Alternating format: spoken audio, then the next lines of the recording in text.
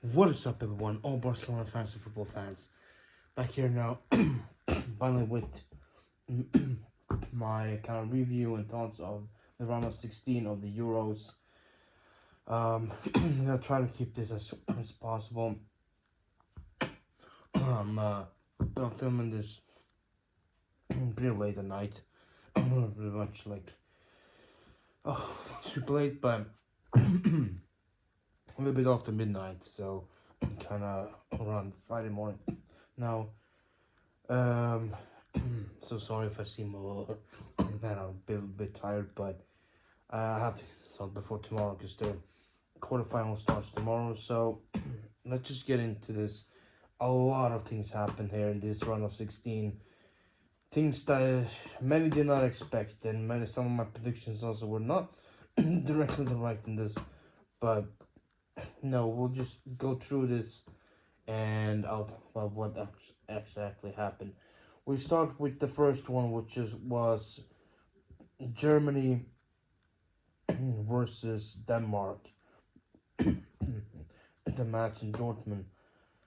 This game, already you saw that this is gonna be a lot more. More things are gonna happen now in the knockout stages than in the group stage. 100%. You already saw that, and you already kind of could expect it. But this was just crazy. A disallowed goal, a, a penalty for Germany, which was questionable, and plenty of other things like that. It was all over the place. It was really a lot, and some maybe you can come out and see like maybe the Danes will come out of this and feel like they got somewhat robbed in this game, but um. It was a pretty even match at first. It went back and forth pretty much, and both teams had decent chances, and they kind of alternate between getting chances here and there. But then we saw Denmark actually supposedly take the lead. They did take it, but it was called off. I don't know exactly remember what exactly happened, but it was something that was just kind of a just such a stupid thing. It was so narrow, so narrow, and just weird, absolutely weird. I didn't really understand it. I really did not understand it. It was very strange overall with what happened there. Um, just just a small margin, like a small margin offside, and it just in this tournament we've clearly seen how the new offside rules, or how they set this up, has just become so annoying with how the small the margins can be for the mistakes, and it's just for me personally kind of ruins the game, ruins the excitement, ruins the feeling, because even the smallest little thing can just go just be just screwing a team over, and it kind of did for Denmark here. And then later, of course, yeah, Germany get that they they also score a goal too, and and it just for the penalty, it's like braces one of the Denmark. It's like fingers a little bit. He has it like this, but it's a normal movement, but it just happens accidentally, just brushed by his fingers and touch his fingers, and like, yeah, that's that's the penalty because it's in the penalty area, but it's just such small margins, and that's what's annoying. That's really is annoying, and you can kind of understand the frustration there for Denmark, because that's not fun. That's not fun, but yeah, Germany does win. They beat Denmark 2-0, and Denmark are out sadly with them for the participation, and Germany move on to the quarterfinals. Uh, Christensen throughout this tournament did well. He has done really well, and I think he should be proud of his performance. And over in Germany, Gundogan so far has been doing really good. So We'll see how it does in the quarterfinals as well. But still no playing time for Ter Stegen, of course. That's the whole thing as well. That's no nothing there. But yeah, what can you do? Then we move on to the next one. We have Switzerland versus Italy, and this is another 2-0 result, but this one is a little bit different. This one didn't have much of a controversy, really. This was more just straight up, Italy did not have an answer this time. Italy, even in the group stage, they looked a bit shaky. They looked like they didn't have the strength, they didn't have the squad to really get into this tournament and really challenge. Yeah, of course, what they did in the last game there against Croatia and that final shot and goal that they got the equalizer. That was a big thing, but that was also more due to Croatia being just not in the right mental state either. And you see, and I already had a feeling, as I said in my preview, this was not going to be easy for Italy, and I wouldn't be shocked if Switzerland just runs over them entirely, and they 100% did, because Switzerland is not a bad team. They are no pushovers. They know what they're doing, and they have a good team that can really step up to the bigger nations as well. So the current champion, the reigning champs, are out. They didn't really. There's not really too much to talk about. They really didn't have much really to give in this match. They had a few chances here and there, but throughout the game, they just didn't really do enough. And Switzerland got two very good goals. uh, that really just cemented it. Really, that Italy was just not strong enough. They didn't have the players enough. They really have the the strong collective feeling, not really do much down to the coach. Really, it's just that this team is just not good enough, and they don't have the players that can really compete. And it's unfortunate for them. But yeah, that's what it is. The current holders of the tournament are out, and we will have a fully new champion this year. So it's tough for Italy. Congratulations for them, but congratulations to Switzerland. They are having a very good tournament so far. They had a decent group stage as well in Group A, which with in there getting some very decent results as well. They haven't lost so far, so this is uh, this is a very good tournament for them, and we'll see if that keeps going in the quarterfinals. Then we have, of course, the next game, which is Spain versus Georgia, and Spain versus Georgia. You know, we always knew that this is not gonna go Georgia's way. It's not gonna be enough. But they were the big surprise of the group stage. Of course, they were the big shocker that what they did was very admirable, and very impressive. How they made get out of the Group F and qualify for the round of 16, beating Portugal and then there. But we all knew that this is gonna be a different story here, because despite them having decent players, some couple of decent players, but not, but Kara and like you a couple, one more. I think there's one player that's really getting there. But other than that, they don't just overall. They're still a small nation, still a young. It's kind of a team. They just haven't really gotten to that point yet for really going for this. Nobody expected them to even go this far. So despite them losing, of course, they did lose this game. Despite that, they still should be proud of themselves. But they did put up the game, because they actually went up 1-0. They actually scored first. Yes, it was an own goal, but they were the ones who got to go up 1-0 at first. They forced an own goal, and I gotta say, man, own goal, man, the most reliable striker in this tournament. It's been like 8 or 9 own goals so far, and it's just crazy. I think this is the most own goals in two straight tournaments like it ever is. Like at least for a long time, it's just absolutely crazy. And but yeah, they Spain conceded first to be an own goal, unfortunate, but after that, they just pick it up and they just go ham on them. They go crazy on Georgia, and they just banging those goals. Lamine Yamal, the absolute talent that he is, just once again with a brilliant assist, and also Nico Williams too with a wonderful goal. Him, we need to keep an eye on as Barcelona fans because we're getting close in there to possibly sign. I hope we do because it's gonna be good. There's a video coming up. I'm gonna talk about it. I'm pretty sure tomorrow I'll be uploading, or this is coming out. This already is tomorrow, so around Friday if you want, or at least on Saturday. We'll see. But it's coming up though soon on the channel. So, but anyways, Spain, they run rampant over Georgia. They, I think Dani Olmo also, I believe Dani Olmo got a goal. I think it was in the got a really nice goal and all that kind of stuff. Really, Rodri also was the one who got the 1-1 first. Um, so very very good by Spain. They're looking very sharp, very playing some really beautiful football. One of the only big nations that actually are doing that, which we'll get to in a little bit, but because others are not doing so well.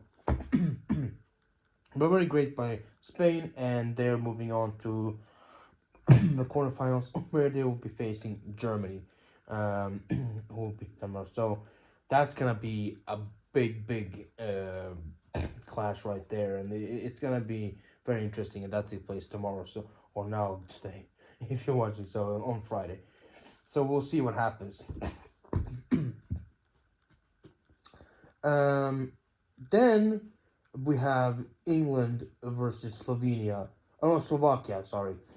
This I just this was frustrating. This was very much frustrating because Slovakia were so close to doing a shocker, really, a shocking result, a big upset, knocking England out of this tournament. So close, just like a minute or two away, and then they just black out entirely by then, and they let Jude Bellingham score a bicycle kick by the end and take England to extra time. And it's just like I hate when that happens. I hate when these smaller nations just think like, okay, this can be a big upset, this can be exciting, something's gonna happen here. But then by the end they just let loose and just let the bigger team in, and this is what happens. And of course, after that, during those minutes, start of the extra time as well, England was still running with it. Slovakia was in shock. They were just also just totally out of it. And Harry Kane puts in the 2-1 as well after that. And just then Slovakia tried. Then later during the extra time, and it just, but they couldn't really get it done. But they were close. They were close a few times, but just wasn't meant to be. And England wins this and goes through to the quarterfinals. But it was such small margins, and it was so close, and it's very unfortunate. It's very unfortunate for Slovakia, and just crashed England. But this is just. But England did not play well. I'll tell you that. Even though they went through, once again, they got lucky. They got lucky here that they were facing a smaller team because Slovakia took the lead. They were leading this game. They were leading this game for the longest time. They took an early lead, and throughout the whole game, they were leading and they were not letting England through. But then, towards the end, they got too tired, and the referee gave England a 6 minutes. I don't know where he got that from, but then England came back in, and they, as I said, happened. It was more luck on England's side than anything else because they were not playing well throughout this game. And once again, their play was stoic, was uninspiring, just really weird. Even in extra time after they scored a 2-1, they didn't really do much after that. It was mostly all Slovakia trying to bring that in, and England just kind of defending. And it was just, I don't know. I don't know what Gareth Southgate is doing. I don't know how he's setting up, but I'm just gonna say it's not fun to watch these games with England. They're just not good games on their side. It just really bad, really really bad. Just like in the group stage, really really bad. But they have a tough task going up next up, right? Because they are facing Switzerland now in the quarterfinals, and I think Switzerland is gonna be a much different story than Slovakia. This is gonna be a much tougher test for England. I think maybe their toughest one yet, kinda, because Switzerland I think is above all of these other teams like Slovakia, Slovenia, Denmark, and Serbia, all teams that England have faced. I think Switzerland is a different type of thing, and it's gonna be interesting to see if how they handle this time around. If they wake up, or is Switzerland gonna do to them what they did to Italy as well? Who knows? But we'll see. We'll see sometime next week. But anyways, next game we have Portugal versus Slovenia, and this one too. Once again, this I just don't know what to say about this. Once more, Slovenia held them for so long, even in taking them into extra time. But then in the penalty shootout, yeah, just some of the worst penalties, but also great saves by uh, what was his name now? Oh, sorry, I forgot his name now.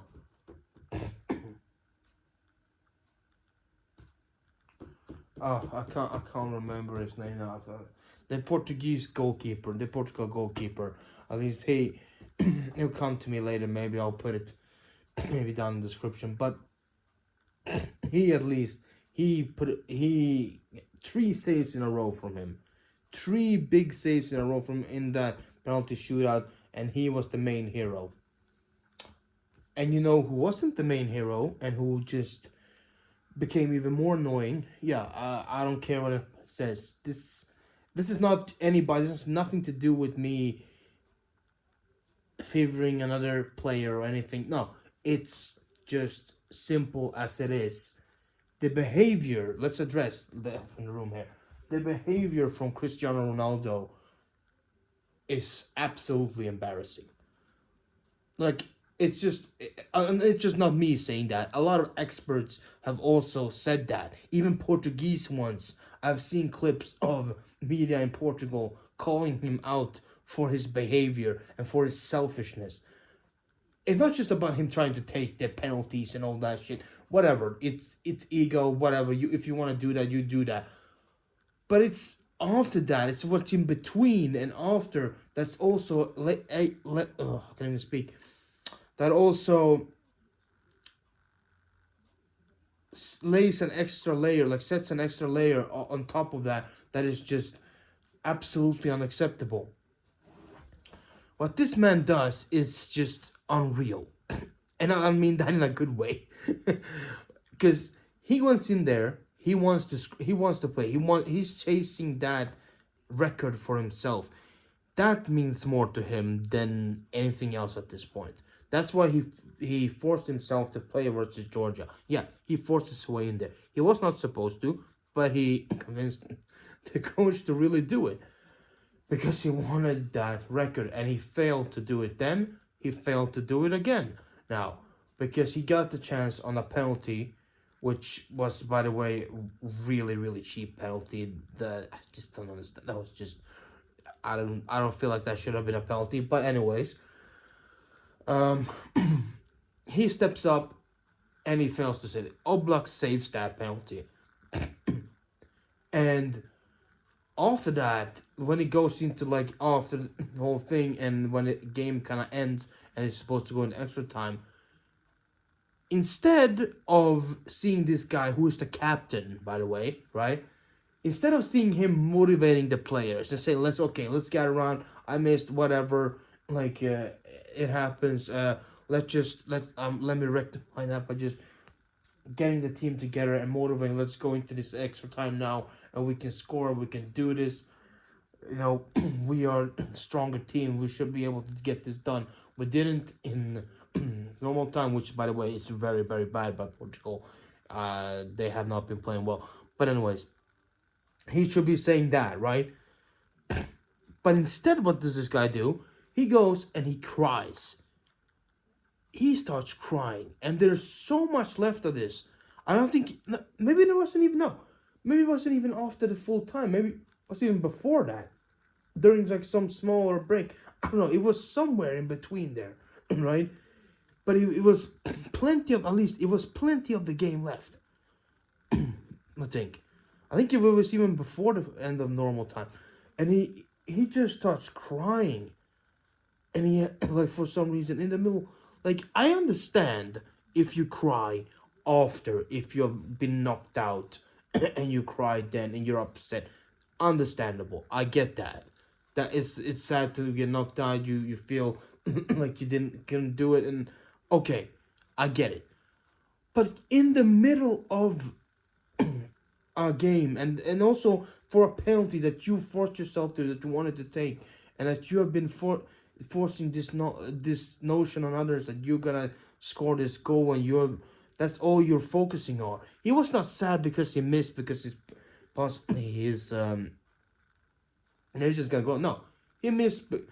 He's crying because he feels like he failed, because he failed to score that penalty, and it's gonna look bad, or he's not gonna be able to get that record and boast himself with it. It's just so dumb. It's so dumb, and you have to have some players come and comfort him or something. I remember exactly who it was now. Uh, but it was one of the Portugal players had to like come and like make him feel better or whatever. It's it's so bad. It's so bad, and this man is 39 years old. He's the Portugal captain. He has a big career behind him as well. He's not some youngster. If this was some youngster, maybe, or like someone in their early 20s or in the late teens or something like that, then that's understandable, right? They're young. It's a lot of pressure on them, and they feel bad because they had a big chance that they could have. Yeah, okay, right? You understand that, but this, for someone like him to go in and then do that when he's supposed to be the motivational guy, when he's supposed to be the leader, to step in and do that. Have you seen any other captain do something like that? No. It's so dumb. It's really, really is so dumb. And even his own country is calling him out on it, because it's just embarrassing. It's embarrassing for someone like him to be behaving like that. And after that game as well, he was throwing a he was throwing a fit. He was throwing a fit last time as well in the after the Georgia game too. Like yeah, he was kind of half celebrating that they went through, but you can see it on him. He was not happy that he didn't get scored. Yes, he scored afterwards in the penalty shootout, which yeah, but by that point, doesn't really matter, because Bruno and Bernardo both scored theirs, and those would have been pretty much plenty enough as well, anyways, because the Slovenia players just missed entirely. Horrendous penalties by them, but yeah, it's just unbelievable, man. But Portugal, anyways, I went off a rant there. I'm sorry, but Portugal win 3-0 on penalties. The first penalty shootout of this tournament. We'll see if they will be the only one. I don't know. Possibly not, probably not, but I don't know. We'll see. But they do that. Congratulations, Portugal.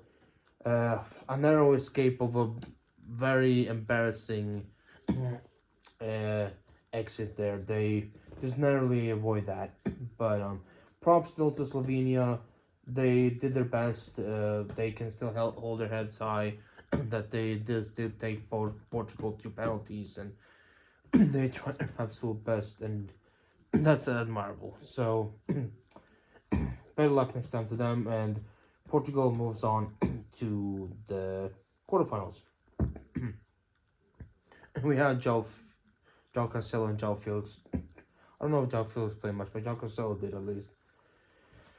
Then we have France, and yeah, France versus Belgium. This is just, I don't know what to really say anymore about this. Let's talk about Belgium first.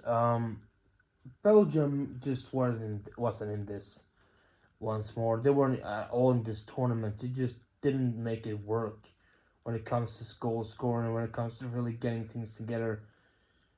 And in this game too, they had some decent chances. They had some chances that got close, but it was never really anything that was overly threatening against France. And I even said in my preview, this is not, even if they do something, this is gonna be still a narrow win. Even if it is a narrow win, France is still gonna do it, and yeah, so it is. And it was a narrow win, and or once again, it's an own goal. It's an own goal who saves the day, and it's for France, and still France have not scored from open play. They have not scored from open play. Would you expect that for someone like them, big nation like them, and they're in the quarterfinals now, and they still have not scored from open play? Two own goals and a penalty. That's it. Two own goals and a penalty. That's the goals that France have gotten in this tournament so far. And that's that is unbelievable. If somebody told me that before this tournament started, I would have just laughed at their face and you're just dumb as hell, because that makes no sense. Would you ever expect a nation or a team like France to be having that bad of a goal record in this tournament? It's unbelievable, really, because they have these big players, as I said last time, like Griezmann, like Giroud, Mbappe, Dembele, like they have this. They have these big like proper good forward players that can score goals, but they keep failing it. They keep messing up, and they keep just not getting it done this time around as well. Mbappe was barely even seen. I didn't even know what he did. He had, I think, one maybe proper chance at something, but I don't know if it's that mask that's bothering him or not. But it's really weird. It's really weird, and once more, France gets lucky with that own goal, but they do move on. As I thought they would, they do move on to the quarterfinals, and bad for Belgium, they just didn't get it. So, congratulations to them, but it's it's really what was expected, really. Even if it is just by luck for France, but I didn't expect for Belgium to be really uh, giving anything here. So yeah, that's pretty much what it is. One positive note though, Kunde has been very good in the defense for France. That's when it works well for France defense. He's been absolutely wonderful back there, and he handled some of Belgium's more quicker players there. He did really good there, and he also got the man of the match award as well. So, but props to Kunde there. He's been doing great. Hopefully, he can keep carrying that on into next season for Barcelona as well. So, wonderful for him. I love seeing that Barcelona players get man of the match awards. We had Gundogan already get one, Ferran Torres already get one, and now Kunde also. So, very good to see that. But France need to step up. They need to step up, and this is just really weird how this happened. But they will be facing Portugal, um, in the quarterfinals, and we'll see how that goes. Two teams that have just been a bit off. But I still would favor France in that game. But we'll talk about that later in the next video, maybe. But we'll see what happens there. But yeah, that's pretty much what that is. France a bit off.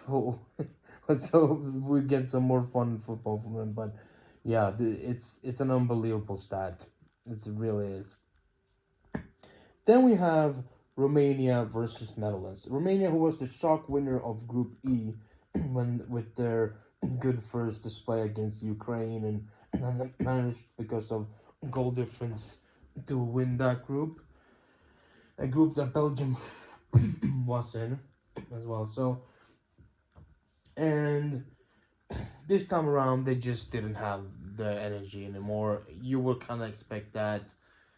They were in a group that just weren't really a proper group anyways. All the teams there were just a bit off, and now these, so that's the only group that's had all the teams eliminated, that has no team left, no nation left in the tournament. So all those in that tournament now has been eliminated, and with this loss here from Romania, it was a big loss. It was a 3-0 for Netherlands. um of course, Cody Gakpo with really good goals, and by the end, I think it was, what was that? What is his name now? Oh God, I forgot his name now. Uh, what is his name? I forgot. Uh,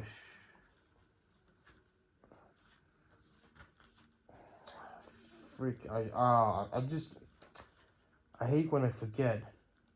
Let me see. Just can't find him. Oh,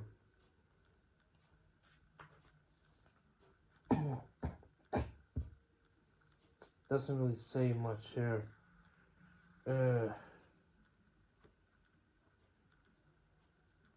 It's the bald forward. Oh, jeez, it's too late. So I've all forgot all the names. Um, fuck. Oh, I don't know. Maybe, I don't know. It was somebody. It was one of those, number 18. I think, at least, wearing on the back. He came in. He was subbed on, and he scored the final goal. He got to come in there. He played pretty well as well. But anyways, I'll put it down below. But Netherlands looked much more sharper, much more better in this game this time around, and it's very good to see that they've really stepped it up now. Again, they have gone into that point now. They stepped it up. They did good. Uh, so wonderful. I know it's just Romania, but at least you can see something more of an urgency from them. They're really taking it again. They didn't have a totally horrible group stage either, but still they scraped by getting into third place into this round. So they rectified some of the little bit blunders they had there versus Austria. So at least then we can see that they're trying. So we'll see how it goes now in the quarterfinals for them. But Romania can really step up. Congratulations to them, but still, they should still be proud of how far they got. They still did as much as they could, and they should not hang their heads too low, really. And then, of course, speaking of Austria, this is the one that really frustrated me. This is a shocker. I think this is the biggest shocker of this round of 16, 100%. Because this is the only prediction I kind of got wrong. If out of all these, it was narrow stuff everywhere, but at least every team still did go through that I said was going to go through. But this, Austria, what happened here? What did they do? Because this was not the Austria that we saw, 100% not that we saw in the group stage. The Austria that won Group D. A group with France and Netherlands and Poland in it. This was not the same Austria. I just don't understand what happened here. Rangnick so far has done very good in this tournament and has had the team go pretty well. But now, stepping up against Turkey, a Turkey who stumbled away through Group F and luckily got into second position and qualified. This is the game that most people thought, I'm pretty sure not just me, that Austria was gonna run over them, and they're gonna be winning this quite easily. Okay, Turkeys are now full pushovers, but you know the quality difference was pretty much clear before this game. Um, and I still thought maybe yeah, Turkey may knock a goal, they may score something, but still though, I think in the end Austria would be able to beat them. And that's what I still thought as when Turkey went up first 1-0. I was like, oh god, what is this now? Pretty much early they went up 1-0. It's like, what is going on? Like what? What are they? What is Austria doing? But like, okay, they will still come back probably, just like Spain did versus Georgia and other things like that. But no, they Turkey kept running over them entirely throughout this game, and then they even got a second goal. It's just absolutely unbelievable. I don't understand. It's just what they did here. Turkey, props to Turkey and that Turkey goalkeeper. That save in the end was phenomenal by the Turkish goalkeeper. He did absolutely great there. uh, Austria eventually did get one back in. They scored one goal, but still that was all they really could do, and it wasn't really enough. And Turkey kept holding off, and they won this game 2-1, and they knock out Austria. Absolutely insane scenes there. It is really really crazy. And they were also, this is a Turkey that was without Hakan Şanoglu as well, who was suspended, but they still managed to do it, and it's just insane. It's really is insane with a team like Austria that had such good players, such good tactics, and a coach that really had them flowing really well throughout the group stage. And now we come to this, and you see them just completely capitulate. They completely just get up out and just cannot really match Turkey in their intensity. Uh, Turkey go through deservingly. I don't know what happened to Austria. I was thinking that Austria would at least go to the semifinals, but potentially even going to the final. But no, I think I was thinking they would be one of those the sleeper teams that could go far, that has that good kind of good tactics to them. But no, this just went entirely south for them, and yeah, it's really is strange. This tournament that had a lot of these kind of weird feeling like this, and like something isn't as it usually is and used to be. The bigger nations not really gelling well. The smaller nation having some shockers here and there. Some sleeper ones starters. You think they're gonna do something, but then they just step off and then and it's really is weird. This whole tournament has been filled with strange feelings and a lot of weird calls by the referees and ups and downs, and like it's been absolutely insane. But yeah, but that is how it is at least now. Uh, Turkey will be facing the Netherlands, and I think the Netherlands are not gonna be. I believe will not be slipping up the same way Austria did. But I think with seeing this, I think Turkey could give the Netherlands a good fight here. There is some good stuff because the Turkey still have the, good players, you know, like those. I don't remember the guy who scored those two goals. He's very good, and you have other left who's done some assists and scored, and there's plenty of things like that, and it's gonna be interesting to see how Netherlands will match them up and how Coman will do things there, because this was a surprise. This was a big surprise and just threw my whole bracket off entirely. It really is weird, but that's pretty much that. That's the round of 16. A lot of ups and downs, a lot of crazy stuff. It's just, it really is weird. And this is how it stands now. The quarterfinals will be Spain versus Germany, Portugal versus France, Netherlands versus Turkey, and England versus Switzerland. So four really really good games. It's gonna be 2 days of very, very interesting stuff. Today and tomorrow. It's gonna be plenty. I said last week. I'm sorry. I meant to say this in the weekend, but I'll make a video next week probably talking about this. So yeah, this was all just crazy, and we'll see how the quarterfinals, if they also bring some crazy stuff like this, do. I'm sorry this went long. It was not gonna be. It's probably because I went on that rant there a little bit, but yeah. But that's gonna do it for this video, guys. For this next one quarterfinals, nothing much to talk about. I think this could go either way for all of these. Really, it's tough clashes. Spain versus Germany can go either way.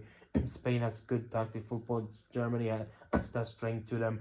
Portugal, France, both of these teams are a little bit iffy with the goals, and especially France. But like, it can go either way depending on which team steps up and in which way. Netherlands, Turkey will. I don't know what really to say. Netherlands have to find an answer to Turkey's pressure. And England versus Switzerland, this will be England's toughest test yet. And I think Switzerland will give them a big fight. Then we'll see if England can handle that.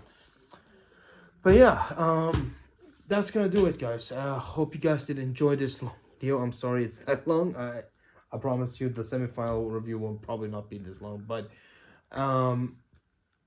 hope you guys enjoyed. If you did enjoy this, leave a like down below and also subscribe if you've done that already. And ring the notification bell to get notified next time I upload comes up, which will probably be sometime soon as well again. Either later tonight, today when this comes out, later tonight I will say then, or tomorrow Saturday, which will probably be a Barcelona video. I would say. So talking about Barcelona and some of the clubs, what's happening this summer so far around the club, and what's the potential signings and all that stuff. Yeah. Other than that, thank you guys for watching, and I'll see you guys next time.